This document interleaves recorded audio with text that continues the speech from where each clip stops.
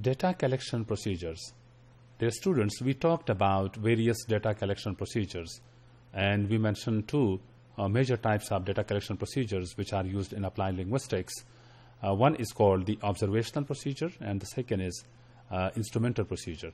So within observational procedure, we have further sub-possibilities, right? So in this session, we are going to talk about the observational procedures, the major observational procedures which are used, and then their possible advantages and disadvantages. Data gathering procedures, when they are based on observation, that is called observational procedure. There are many possibilities under this data gathering procedure. It might be self-observation, right? Self, when the person is himself talking about his own observation, right? It could be like introspection or retrospection, right? Introspection, when you are talking about your current situation, how do you think about your cognitive state right now or your mental state? And retrospection is another, observation about yourself, which is not done right now, but it is then done subsequently, later on, right? So these are possibilities for observational procedures, and it could be the observation by others, right? Like for example, you could observe yourself, which is self-observation, but you could observe others, right? Or you could be observed by others, right? So when others are involved, then the possibility is that it could be like full participant observation. Full participant when you are the part of the activity from beginning till the end, right? Or it could be like partial participant observation. Partial when you are at the same time you are taking part, but it's not a complete participation. You are just participating to some aspects of the activity. And the third possibility is that the observation is done as non-participant observation. You are not the part of the activity. You are just doing some observation, right? So that's the possibility for observational procedure. Another type of observation is the observation by interviewers. Since interview is also a kind of observation, it is done by the interviewer, right? So the interviewer is actually taking your responses. He is actually noting down with the help of, the paper and pen. He's using your, your replies and your answers and your responses. So that's a possibility, which is also, the part of observational procedures. Then we have judges, we have raters. Judges are observing as neutral judges. Raters are observing, and they are rating various, actions, various, possibilities, right? So that's another possibility when raters and judges are involved. There are some advantages and disadvantages related to observational procedures. Let me just take you to the table given in your own textbook and show you that what advantages are associated with what types of observational procedures and what are the challenges, what are the possible disadvantages which must be taken care of. So let's go to this list of observational procedures.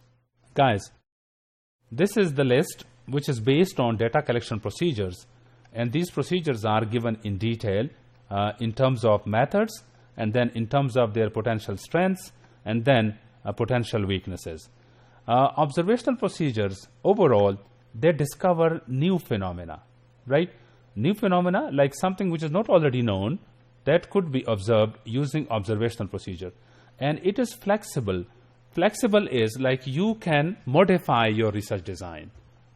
You are conducting a research, and midway you realize that you or your type of observation is not really appropriate, so you can modify. So that's the flexibility of the research design, right? Then the possibilities are there that you could go for self-observation. In self-observation is when you want to observe, when you want to use your subject who is self-observing, right? So self-observation, there are two further types, like introspection, when it is done right now, and you talk about your current state of mind, or retrospection. Retrospection is when you are doing it for the sake of information, but later on, not immediately, right? So that's another possibility for self-observation, that you would comment about your mental process later, subsequently, right? Then outside observers, outside observer might be full participant, or they might be partial participant or non-participant. So these three possibilities are when the observation is not done for self, but it is outside observer. And then we have interviewers observation, or might be judges or raters. So the potential strengths for self-observation are that the first-hand information about inner thoughts is available using this observational procedure. Remember that this self-observational procedure is used most of the time for psychological studies. When you want to study psychology, it could be applied psychology or traditional psychology, right? Then you would be talking about your inner thoughts, and the potential weakness of this self-observation is that it could be possibly biased, right? So bias, any sort of bias, it could be like professional bias, or it could be like your personal bias, or your geographical area-wise bias, or maybe your national thinking based bias. So but the possibility is that the response would be biased. Then about introspection, the strengths are that it is immediately available, right? And the access to the inner state is available, right? But the weaknesses are there, that it is difficult to validate, it is intrusive. So you may be just giving a response which is based on your own feelings, right? Retrospection, it is not intrusive, like you may not be discomforted with the responses required from you right now. So it is not really intrusive, but the possibility is that if you are later on giving your responses, then you may be forgetting something. So memory loss is there. You may not be remembering everything and every detail, right? Similarly, for outside observers, the strengths are that it would be giving you natural behavior, and it is not intrusive. You may not be really fatigued, or you may not be really annoyed, right? And it is not deceptive, right? And it is objective. When you are observing through others, non-participant, then you would be as objective as possible. Your data would be as objective as possible. But there are some challenges, some weaknesses, like it could be possibly biased, deceptive, or it could be disruptive. You may not be having a person who is really an experienced one. The non-participant may not be experienced one, so he may not be actually fully understanding your requirement, right? So he may be disrupted by the way the data is collected, right? For interview or interviewer's observation, the person should be, and it is, ability to probe and monitors the comprehension. 100% feedback is available in terms of interview, because when a person is committing to give you an interview, then the response rate is 100%.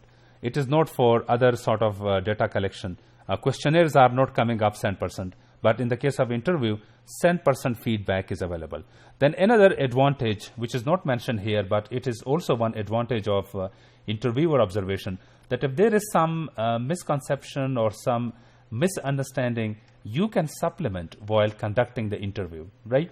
But there are weaknesses. For example, the interviewer needs training, how to conduct an interview, right? And this should be based on standardization and the handling of data like transcription and then also metadata maintenance. These are some of the possibilities which are the weaknesses of this observational procedure.